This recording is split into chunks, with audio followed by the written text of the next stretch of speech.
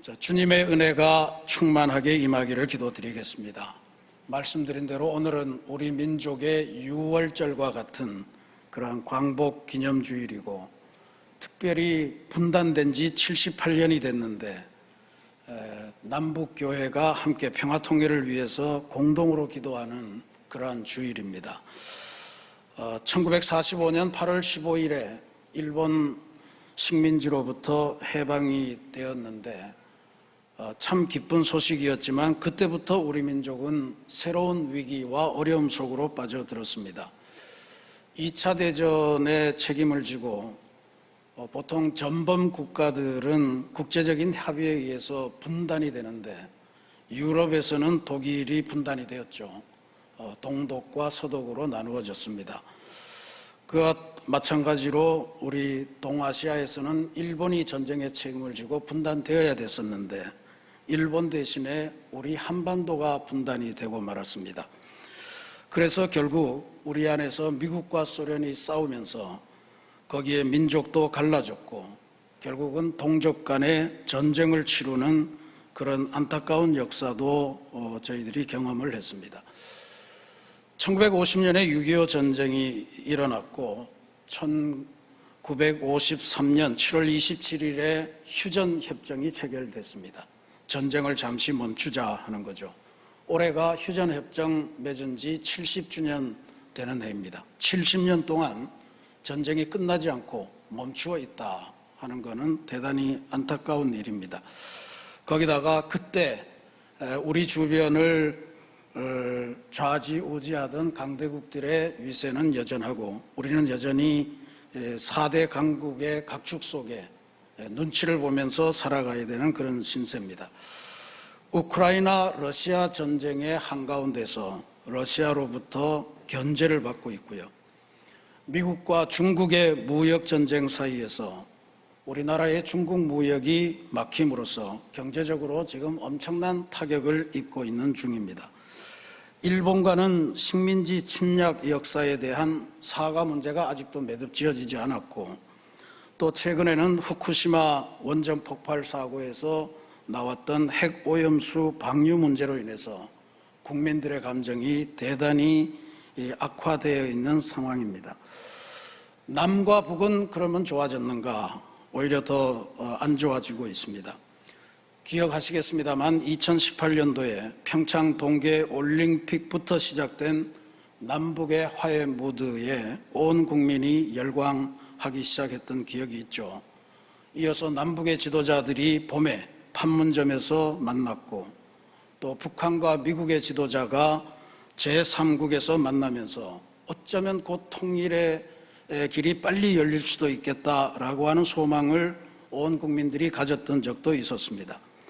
그런데 최근 들어서 남북 관계는 아주 경색되다 못해서 전쟁도 불사하겠다, 이런 말을 서슴지 않는 남북 지도자들의 발언이 계속되면서 전쟁의 위기와 소문이 점점 고조되고 있는 안타까운 상황입니다. 여러 가지로 정세가 복잡하고 뭘 어떻게 해야 될지 우리는 알지 못하지만, 분명한 것은 우리 그리스도인들이 확실하게 기도해야 될 것은 이 땅에서 다시는 전쟁이 있도록 해서는 안 된다라고 하는 사실입니다. 휴전협정 70주년, 전쟁이 끝난 것도 아니고 멈추어 있는지, 언제 시작할지 모르는 게 70년 동안 계속되고 있는데, 할 수 있는 한 빨리 이 휴전이 종전으로 바뀌는 역사가 있기를 간절히 기도해야 될 줄로 믿습니다. 왜냐하면 이제 다시 전쟁이 발발하면 이거는 70년 전에 그런 전쟁이 아닙니다. 소총 갖고 싸우고 뭐 그런 전쟁이 아니죠. 핵전쟁 아닙니까? 전쟁을 시작한 이도 당한 이도 모두가 공멸하는 그러한 전쟁이기 때문에 우리 이 땅 한반도의 그리스도인은 누구나 할 것 없이 전쟁에 반대하면서 하나님의 평화가 이 땅을 지배하도록 기도를 아끼지 않아야 될 줄로 믿습니다. 주님의 평화가 우리 땅의 기본 가치가 되도록 기도해야 될 겁니다. 그래서 이 6월절인 오늘 우리 이 귀한 주일에 대한민국이 흔들리고 있다라고 하는 사실을 기억하면서 우리는 도대체 어떻게 해야 이 흔들리는 배에서 승리할 수 있겠는가 하는 것을 하나님의 말씀을 통해서 읽고 배워야 할 줄로 믿습니다. 오늘 우리가 봉독한 하나님의 말씀은 예수님께서 떡 5개와 물고기 2마리로 남자 장정만 5,000명을 먹이신 그 오병이어의 기적을 베푸시고 나서 곧바로 예수님께서 제자들을 재촉하셔서 갈릴리 호수 건너편으로 건너가도록 배를 태워 보내셨는데 그 배 안에서 일어난 사건을 다루는 이야기입니다. 제자들을 배에 태워 보내시고 예수님께서는 따로 산으로 가서 기도하셨다, 그렇게 되어 있습니다. 그런데 제자들을 태운 배는 갈릴리 호수 한복판에서 아주 큰 폭풍을 만납니다. 그 폭풍 속에서 두려워서 우왕좌왕 전전긍긍하는 동안에 주님께서 그 한밤중에 찾아오셨고, 그리고 주님께서 찾아오셔서 배에 오르시니 폭풍이 잠잠해졌고, 제자들은 그 예수님을 드디어 처음으로 하나님의 아들이라고 고백하면서 그에게 절하는 장면을 보입니다. 결론적으로 말씀드리면 저는 이 풍랑을 잠재우신 기적은 오병이어 기적을 베풀었는데도 예수님이 누구신지 제대로 알아보지 못하는 제자들을 향해서 예수님이 누구인가를 분명하게 알게 하시는 훈련의 과정이었다, 저는 그렇게 생각하고 그렇게 믿습니다. 갈릴리 호수는요, 남북으로는 21km고 동서로는 11km 되는 호수입니다. 모양새는 저렇게 생겼습니다. 동서로 가장 넓은 곳이 11km 정도가 돼요. 근데 오병이어의 기적이 펼쳐진 곳이 여러분 보시기에 이쪽 맨 위에 벳세다라고 하는 광야에서 오병이어의 기적이 있었죠. 그리고 어디로 가라 그러셨냐면 하나, 둘, 셋, 네 번째 게네사렛이라고 하는 곳으로 배를 타고 보내셨다라고 하는 겁니다. 다시 말씀드리지만 동서의 가장 긴 거리가 11km, 그러면 저 벳세다에서 게네사렛까지의 거리는 8km 정도가 되는 거리입니다. 우리 수양관이 있는 신도 선착장에서 영종도 삽목 선착장, 거기까지 거리가 7.6km입니다. 그러니까 우리가 배를 타면 10분 이내에 도착하잖아요. 이렇게 건너보면 바로 보이는 그 거리입니다. 그런데 제자들은 지금 그 거리를 가는 동안에 풍랑을 만났고, 거기에서 지금 여기 밤사경이라고 그랬으니까 이게 로마식 시간 계산으로 하면 새벽 3시부터 6시 사이를 말하는 겁니다. 그러니까 오병이어의 기적이 해질 무렵부터 시작이 된 거잖아요. 그때부터 시작돼서 다 먹고 뭐 정리하고 뭐 이렇게 해서 떠난 시간이 한 밤 10시 정도라고 보면 최소한 5시간 내지 8시간을 폭풍하고 싸우고 있는 중이다, 이런 거예요. 그냥 가면 금방 갈 수 있는 그 거리인데 저렇습니다. 우리 인생하고 비슷하지 않습니까? 쉽게 갈 수 있는데 그걸 그냥 우여곡절 뭐 이렇게 가면서 굽이굽이 돌아가고 막히고 싸우고 갈등하고 이런 것들로 연결되는 그런 상황입니다. 그러니까 이게 거기다가 낮이라면 빤히 보이고 목표가 저기 있으니까 크게 두려움이 없을 텐데 이거는 완전히 깜깜한 한밤중이다 말이죠. 무슨 조명장치가 있을 리가 없지 않습니까? 기껏해야 횃불일 텐데 횃불이 태풍 아래에서 무슨 소용이 있겠습니까? 그러니까 깜깜한 속에서 그렇게 풍랑을 만나고 흔들리고 있으니 얼마나 두려웠겠습니까? 그런 상황 속에서 제자들의 원망이 나올 법하죠. 도대체 주님께서는 왜 이런 일을 하시고, 주님은 도대체 어디 가셔서 뭘 하시나? 왜 우리만 이렇게 태워보내셔서 고생을 시키시나? 그런데 마태는 기록하고 있지 않지만 마가는 마가복음 6장 47절 48절에서 이런 기록을 남깁니다. 저물매 배는 바다 가운데 있고 예수께서는 홀로 무태에 계시다가 바람이 그스름으로 제자들이 힘겹게 노젓는 것을 보시고 밤사경쯤에 바다 위로 걸어서 그들에게 오사. 제자들이 힘겹게 노젓는 것을 보시고 라고 하는 구절이 마가의 복음에는 추가가 되어 있습니다. 기도하시던 예수님께서 한밤중에 제자들이 힘겹게 노젓는 것을 보셨다는 것이에요.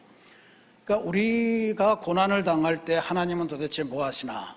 왜 나만 겪는 고난이냐고 뭐 이런 찬송하고 그러지 않습니까? 근데 지금 이 말씀을 통해서 보면 절대로 우리는 고난 가운데 홀로 내버려진 존재가 아니다라고 하는 것을 알 수 있습니다. 또 예수님께서는 절대로 우리들을 그냥 고아처럼 그렇게 내던지시는 존재가 아니라는 것을 우리가 깨달아야 될 겁니다. 그렇다면 제자들이 힘겹게 노젓는 것을 보시고 라고 하는 이 풍랑, 이 흔들림은 바로 예수님의 훈련이었다라고 하는 것을 짐작할 수 있겠죠. 근데 이 밤사경이라고 하는 이 단어, 이게 유난히 제 마음속에 깊이 박힙니다. 따로 산에 가셔서 기도하시던 예수님께서 제자들이 힘겹게 노를 젓는 것을 보시는 시간이 밤사경이었어요. 그리고 제자들에게 그 어둠을 뚫고 물결 위로 걸어서 오신 것이 바로 밤사경이었다, 이런 이야기죠. 그러니까 이 밤사경, 새벽 3시에서 새벽 6시, 우리가 새벽 기도해야 하는 시간이잖아요. 새벽 기도라고 하는 게 저는 그런 의미가 있다고 봐요. 시편 46편의 기자는 성이 흔들릴지라도 새벽에 하나님이 우리를 도우신다라고 하는 찬송을 합니다. 바로 그 역사입니다. 새벽 기도회라고 하는 건 그냥 보통 시간이 아니고 주님께서 우리의 고난의 삶을 바라보시며 기도하시는 시간이고, 주님께서 고난으로 얼룩지고 마음상에서 통곡하고 울부짖는 그 심령 한복판으로 물결 위를 걸어오듯이 뚜벅뚜벅 걸어 들어오는 시간이 바로 새벽 시간이다라고 하는 거예요. 천지를 지으신 하나님께서 힘겹게 노젓는 나의 모습, 나의 고난을 알고 계시고 보고 계시다고 하는 것, 이게 보통 일이 아니지 않습니까? 주님께서 내가 앓고 있는 질병, 도저히 어떻게 해볼 수 없다는 그 질병의 실체를 알고 계신다는 것이잖아요. 주님께서 내 가난한 삶의 사정을 알고 또 그것을 보시고 내 연약함도 아시고, 그래서 또 주님께서 내 억울함도 아시고 보시고, 그래서 내가 승리하도록 기도해 주신다는 이야기 아닙니까? 이게 얼마나 대단한 이야기인가. 이게 새벽 기도에서 우리가 느낄 수 있는 그런 능력이라 그렇게 볼 수 있습니다. 우리 교회도 새벽마다 눈물로 통곡으로 기도하며 인생의 노를 젓는 모습 뭐 이런 거를 보이는 성도들이 많으신데, 주님께서 보시고 문제를 해결하시려 우리를 향해 거센 바다 위로 터벅터벅 걸어오신다는 사실을 꼭 확신하시기를 부탁드립니다. 그러니 여러분의 삶 속에서 새벽은 허둥지둥 그냥 바쁘다 하면서 그렇게 보내실 시간이 아니고, 꼭 하나님께 기도하시면서 나의 고난의 삶 한복판으로, 혹은 나의 어려운 삶 한복판으로, 나의 일상으로 찾아 들어오시는 주님을 만나시고 주님께서 기도하시는 것을 확인하는 그 시간임을 기억하시고, 주님을 만나면서 시작하는 방법을 굳이 교회까지 안 오시더라도 꼭 찾아내시고 그렇게 삶의 스케줄을 잡아보시기를 부탁을 드립니다. 근데 이제 본격적으로 주님의 훈련이 시작이 됩니다. 예수님께서 제자들이 힘겹게 노젓는 그 풍랑 속으로 걸어오시면서 본격적인 훈련이 시작되죠. 제자들은 주님께서 물리로 걸어오시는 것을 보고 저게 과연 뭔가, 유령인가, 그렇게 하면서 두려움을 느꼈다는 거죠. 유령이라고 하는 것, 죽은 사람의 혼, 우리 한글 사전에는 그렇습니다만 이스라엘 사람들의 이야기는 꼭 죽은 사람의 혼을 말하지는 않는 것 같아요. 뭔가 사람들이 알 수 없는 신비한 실제, 그걸 나타내는 표현입니다. 근데 그렇게 떨고 있는 제자들을 향해서 저희 도대체 누군가, 예수님께서 이런 말씀을 주세요. 안심하라, 나니 두려워하지 말라. 이 위로가 대단히 중요한 메시지입니다. 실제로 이 나다, 여기 안심하라 나다, 나니라고 하는 이 나니라고 하는 헬라어가 에고 에이미, 유명한 거죠. 나는 생명의 떡이다, 에고 에이미 생명의 떡. 나는 참포도나무다, 에고 에이미 참포도나무. 나는 선한 목자다, 에고 에이미, 다 에고 에이미거든요. 이게 어디에서 유래된 말이냐 하면 히브리어를 어디서 번역했냐면 하나님께서 출애굽을 하시기 위해서 모세를 부르실 때 호렙산에서 모세하고 대화를 나눕니다. 모세가 하나님의 부름을 받고 오케이 좋습니다. 제가 부족하지만 하겠습니다. 그리고 근데 사람들이 내가 가서 출애굽하라 그러면 사람들이 다 너 도대체 뭔데 와서 누가 그런 걸 시키더냐 할 때 제가 하나님의 이름을 어떻게 알려드릴까요? 그때 하나님이 알려주신 하나님의 이름이 나는 곧 나다 혹은 나는 스스로 있는 자다. 이거를 히브리어 발음으로 야훼 이렇게 불렀습니다. 그리고 우리 성경에 여호와라고 하는 번역어가 바로 그 말입니다. 그러니까 예수님께서 지금 안심하라 나니 안심하라 에고 에임이 두려워 말라 라고 하는 거는 내가 하나님이다 라고 한 걸 제자들에게 선언하신 거예요. 안심해라 내가 곧 하나님이니 두려워할 필요 없다. 이제 여기 훈련은 그 하나님이 나타나신 그 상황에서 하나님을 보고 하나님을 만나는 그 방식에 대한 훈련이다 이렇게 볼 수 있습니다. 대충 두 가지 부류가 나타나죠. 11제자들은 전부 다 흔들리는 배 안에서 그냥 있었습니다. 그냥 있고 맨 나중에 보면 예수님께서 배에 오르시니 풍랑이 잠잠해지고 이 사람들은 당신이야말로 진짜로 하나님의 아들이로소이다 라고 하면서 꿇어 엎드려 절했다 라고 하는 게 나오죠. 근데 또 한 사람 베드로, 이 사람은 전혀 다른 반응을 보였습니다. 풍랑이는 그 한복판에 서서 안심하라 내가 하나님이다 두려워 말아라 하니까 베드로가 곧바로 이런 요구를 합니다. 만일 주님께서 진짜로 하나님이시라면 나에게 명하셔서 나도 오라고 좀 해주십시오. 주님의 초대를 요청합니다. 풍랑 속에서 오시는 주님에게 한시라도 빨리 가고 싶다는 고백이겠죠.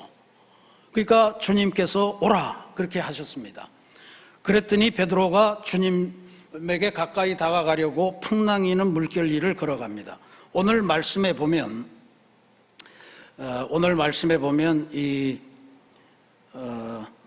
29절에 말이죠. 오라 하시니 베드로가 배에서 내려 물 위로 걸어서 예수께로 가되 이 앞에 1번 있죠. 1번을 밑에 보면 어떤 사본에 예수께 가려고 물 위로 걸어가다가 그렇게 되어 있습니다. 그냥 물 위를 걸어가고 싶다는 게 아니고요. 예수님께 가고 싶어서 물 위를 걸어가겠다 이런 이야기예요. 그러니까 예수님의 초대에 이제 응해서 걸어갔는데 걸어가다가 중간에 푹 빠졌습니다. 푹 빠지면서 무서워졌고 뭐 그렇게 되니까 이게 이제 문제가 되는 거죠. 주님께서 오라 그래서 갔는데 물에 빠져 죽게 된 거예요. 제자들을 재촉해서 너네들 배 타고 가라 그러고 갔는데 배가 풍랑을 만나는 거 또 비슷한 상황입니다. 신앙생활 어떻게 한번 인생 잘 살아보려고 했는데 신앙생활 시작하자마자 우환이 막 겹치고 뭐 이런 거 우리가 다 경험하지 않습니까? 근데 어쨌든 물에 빠져 죽게 됐는데 더 놀라운 일이 나타납니다. 예수님의 행동이에요. 예수께서 즉시 손을 내밀어 그를 붙잡으시며 이 사건 전체에서 유일하게 예수님과 스킨십을 한 그러한 내용이에요. 예수님의 손을 잡은 유일한 기록이 바로 이 내용입니다. 그러니까 수많은 사람들이 예수님을 만나고 풍랑도 잠재고 기적을 체험하지만 예수님의 손을 잡고 구원의 경험을 한 것은 베드로밖에 없었다 이런 이야기죠. 주님께서 그 구원을 받은 베드로에게 나중에 이렇게 말씀하십니다. 믿음이 적은 자여 왜 의심하였느냐. 믿음이 작은 자여 왜 의심하였느냐. 주님의 이 말씀요, 이거 오늘 우리 그리스도인들이 잘 새겨들어야 되는 말씀입니다. 이거는 저 세상 바깥에 예수님을 믿지 않는 사람들을 향해서 한 말이 아니에요. 예수님을 믿기로 작정했고 예수님께서 배 태워 보내시니까 갔고 그러다가 이제 고난을 당한 그 사람들, 우리 같은 사람들이에요. 우리 같은 그리스도인들에게 주시는 말씀이에요.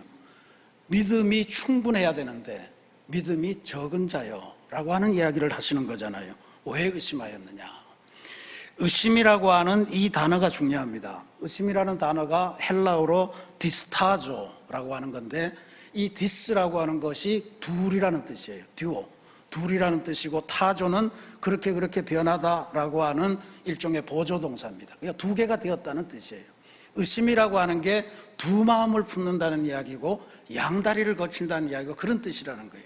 그러니까 주님의 말씀을 듣고 주님의 명령대로 주님께 가려고 길을 나섰는데 그 중간에 다른 게 보인 거예요. 그 중간에 다른 게 보여서 두 마음을 품게 되고 예수님을 믿는 게 너무 좋은데 예수님을 100% 믿지는 못하는 그 상황이 바로 의심이라고 우리들에게 알려주신 거다, 이 말씀입니다. 그래서 예수님을 베드로도 믿고 싶었지만 어둠 속에서 막 막 세차게 부는 바람, 얼굴에 막 튀어 막 피부를 찢을 것 같은 그런 물길, 뭐 이런 거를 보면서 아마 두려워서 빠졌겠죠. 마음을 뺏겼던 것입니다. 근데 그래서 예수님에게서 야, 믿음이 작은 자야, 왜 의심했냐, 나만 계속 믿지. 처음에 늘 이 말씀이 베드로에 대한 꾸중이라고 생각했는데 사실 베드로가 꾸중 들을 이유는 없어 보입니다. 왜냐하면 11명은 나오지도 않잖아요. 뱃속에서 그냥 있는데 꾸중을 받으면 그 사람들이 받아야죠. 그래서 저는 이거는 베드로를 향한 격려의 말씀이다. 베드로야, 네가 내게로 오려고 물속에 뛰어들었구나. 다른 사람들은 다 배 안에 있는데 기특하다. 근데 아직은 물리를 걸어갈 만큼 믿음이 충분하진 않구나. 그러나 걱정 마라. 다음에는 네가 나처럼 물리를 걷게 될 거야. 믿음만 충분해지면 가능할 거야 라고 하는 그런 말씀을 주신 거라고 믿습니다. 이게 저는 예수님의 이 훈련의 최정점에 있는 훈련의 목적이었다, 그렇게 믿습니다. 사랑하는 우리 새신교회 성도 여러분, 오늘 주님께서 풍랑을 잠잠케 하시는 이 기적의 내용, 이 말씀, 적은 믿음, 또 의심하지 않는 믿음, 이 말씀은 흔들리는 세계의 한복판, 흔들리는 인생을 살아가는 우리 모든 그리스도인들에게 던져주시는 하나님의 도전의 말씀으로 들으시기를 바랍니다. 특별히 우리는 지금 45주년을 넘어서 이제 50주년을 향해 가야 되는 그런 상황에 처해 있는 새신교회입니다. 근데 오늘날요, 이제 교인들이 가면 갈수록 흔들리든 어쨌든 배 안에 그냥 가만히 있는 것을 더 선호하는 교인들로 바뀌고 있다는 것이 큰 문제입니다. 주님께로 가려고 발걸음을 내딛지를 않아요. 주님이 오실 때까지, 주님이 와서 평안을 주실 때까지 난 그냥 여기 있을래요 하는 믿음들이 너무 많은 거예요. 그러니까 주님을 향해서 한 걸음 더 나아가면 물에 빠질지도 모르겠고 뭐 그런 두려움들이 가득 차 있는 거예요. 그래서 나는 내 믿음 지킬래요. 내가 하던 바대로 그대로, 새벽기도 안 했으면 그대로, 또 뭐 일주일에 교회 한 번 나오면 그대로, 뭐 이런 정도로 생각하는 거예요. 근데 주님의 훈련은 그게 아닙니다. 주님께로 가까이 가려고 한 걸음을 더 내딛는 것이 훈련의 목표다라고 하는 것을 알려주는 거예요. 맞습니다. 어차피 주님께서 우리 인생에 올라오시면 다 평안해져요. 근데 우리는 베드로를 닮아갈 것인가, 이 11제자를 닮아갈 것인가 하는 것을 선택해야 될 기로에 서 있는 것입니다. 네, 풍랑 기적의 핵심은 베드로의 믿음이에요. 주님께로 가려고 한 걸음 더 내딛었던 그것을 우리에게 가르쳐 주시는 거예요. 12제자가 있었지만 주님께서 온전히 천국의 열쇠를 맡기고 내가 이 땅에 세우는 교회를 네가 이제부터 책임을 질 것이다 라고 소명을 주신 제자는 베드로 한 명밖에 없었다는 걸 기억하셔야 됩니다. 우리가 한 번밖에 없는 인생 살아가면서 그저 배 안에서 우리 방식대로만 지키고 있다가 주님이 오셔서 선포해 주는 그 해방만을 누리면서 살아가는 사람이 될 건가, 아니면 주님께 가려고 위험을 무릅쓰고 한 걸음 더 나아가는 그런 믿음 실천을 감행하는 제자가 될 것인가 라고 하는 것은 이제 우리가 선택해야 되고 그 훈련의 길을 가야 될 줄로 믿습니다. 참된 믿음, 그것은 평안을 구하는 삶이 아니고 주님께로 가까이 다가가는 그러한 삶을 의미합니다. 설령 물에 빠질 수도 있겠죠. 그러나 곧 주님께서 손을 내밀어서 건져주실 것이라는 믿음을 믿고 주님께로 한 걸음 내 발을 딛는, 그것이 참된 믿음이라고 하는 것을 오늘 이 말씀이 보여주는 줄로 믿습니다. 거센 풍랑 속에서도 주님께서 내미시는 손을 잡고 풍랑을 밟으면서 넉넉하게 이기는 능력을 얻는 것이 참된 믿음의 삶입니다. 이제 우리가 그런 믿음을 소유하고 그런 믿음을 갖도록 주님께 기도하며 그런 그리스도인들로 변화되는 그런 역사가 있기를 기도드리겠습니다. 내일 모레 우리는 8.15 온교우 영성수련회를 이 자리에서 개최합니다. 코로나를 딛고 4년 만에 아무런 제약 없이 다시 모일 수 있는 그러한 집회입니다. 바라기는 우리 모든 성도들이 함께 새로운 믿음을 출발시키고 또 교회 창립 50주년의 비전을 함께 세워가는 그러한 집회가 되기를 간절히 기도합니다. 모두 함께 참여하셔서 지금까지 나는 내 방식대로만 뱃속에서 그냥 안전하게 주님 오실 때까지만 기다리는 것이 아니고 주님을 위해서 내가 한 걸음 더 나아가겠습니다.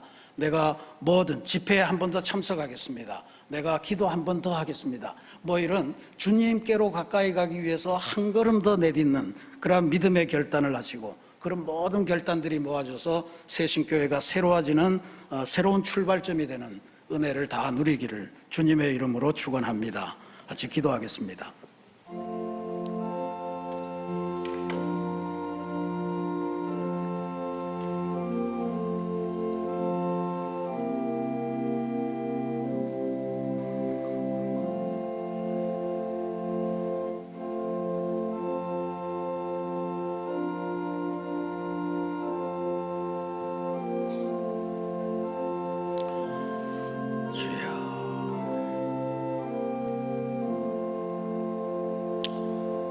사랑의 하나님, 우리 모두가 주님을 믿지만 흔들리는 배 안을 살아가는 그러한 인생들입니다.